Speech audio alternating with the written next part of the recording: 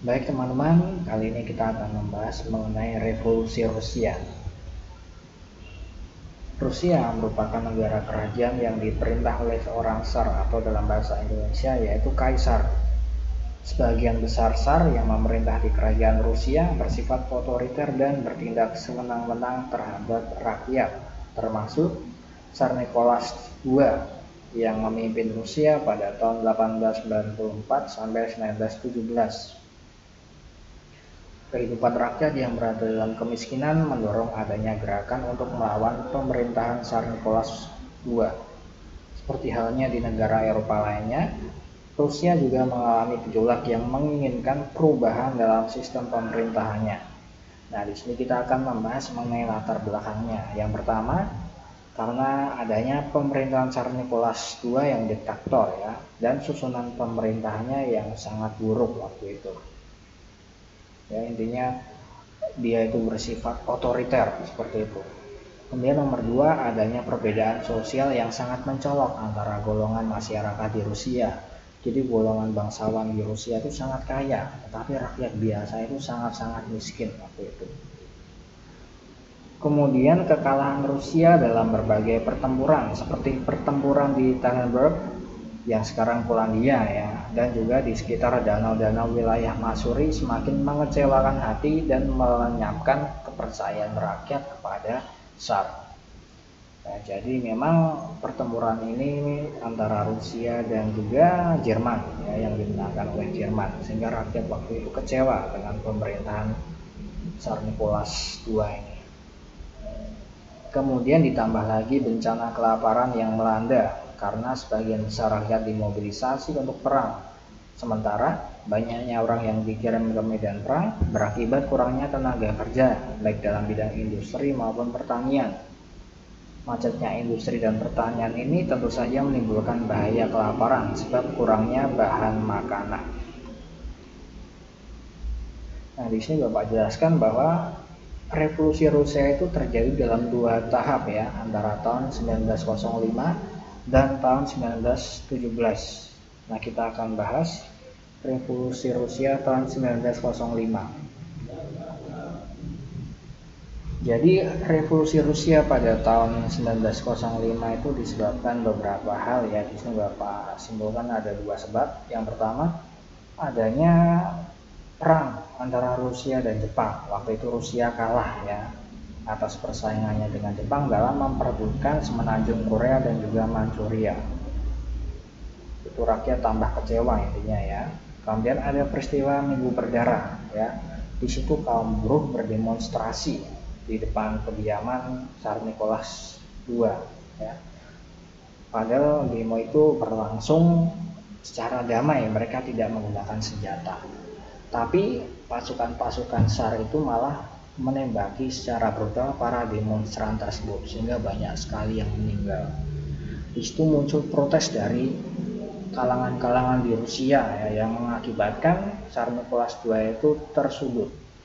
Maka dari itu di sini tepatnya pada bulan Agustus Tsar Nicholas II bisa dibilang mengadakan yang namanya organisasi parlementer, tetapi pada kenyataannya tidak sesuai dengan kehendak rakyat. Karena apa? Di sini ada Duma ya, Duma atau organisasi parlementer. Jadi pembentukan Duma atau organisasi parlementer ini hanya dimaksudkan untuk sebagai badan penasihat, sehingga suara kaum pekerja tidak terwakili sama sekali. Kemudian dalam pengadaan pemilu, tepatnya di kota Petersburg, hanya 13.000 penduduk yang dilibatkan. Padahal total penduduk di Rusia itu 1,4 juta penduduk. Nah, hal ini membuat rakyat kecewa sehingga terjadi pemogokan lagi di beberapa daerah. Nah, di sini perjuangan kaum buruh menjadi inspirasi bagi rakyat lainnya ya. Para pekerja di ibu kota juga mendirikan sebuah organisasi politik untuk mengatur perjuangan ekonomi dan politik mereka. Pembentukan Soviet berasal dari Dewan Pemogokan di tempat mereka bekerja ya. Dewan ini bersifat demokratis dan mewakili seluruh kelas buruh ya. yang namanya Soviet itu. Ribuan seperti inilah yang memberikan semangat untuk bisa dibilang menjatuhkan pemerintahan Tsar Nicholas II. Nah, di sini mulai dari situlah pemerintahan Rusia yang absolut ini berusaha untuk dihancurkan oleh rakyat Rusia. Kita lanjut ke revolusi Rusia tahun 1917. Di sini untuk revolusi tahun 1917 ini terjadi dalam dua fase. Nah, di sini fase pertama kita tahu bahwa tepatnya pada bulan Februari 1917 masyarakat Rusia melakukan demonstrasi, ya, lagi-lagi melakukan demonstrasi dan melakukan pemogokan di bawah koordinasi golongan liberal dan sosialis. Sama seperti revolusi sebelumnya, tentara-tentara kerajaan diperintahkan untuk menembaki para demonstran. Nah, akan tetapi mereka malah mendukung kaum liberal dan sosialis ini dengan menembaki para komandannya sendiri. Nah, akhirnya di sini revolusi Rusia meletus lagi, yang berakibat nanti Tsar Nicholas II ditawan dan dipaksa turun tahta.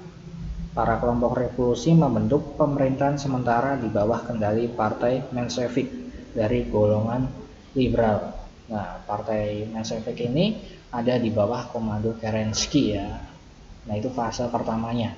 Jadi intinya Tsar Nicholas II turun dan kemudian pemerintahannya diganti oleh suatu partai yang bernama Menshevik di bawah pemerintahan Kerensky. Nah, kemudian kita masuk ke fase kedua. Pemerintahan Partai Menshevik di bawah komando Kerensky dinilai lamban dalam mewujudkan cita-cita masyarakat Rusia. Nah, kemudian muncullah sosok yang bernama Lenin bersama Partai Bolshevik dengan mengadakan revolusi untuk menggulingkan pemerintahan dari Menshevik. Nah, kemudian Lenin dan teman-temannya, ya, berhasil menjatuhkan pemerintahan Partai Menshevik di bawah komando Kerensky, itu tepatnya pada 25 Oktober 1917. Nah, pasca revolusi ini, Rusia di bawah pemerintahan Lenin membentuk negara sosialis komunis.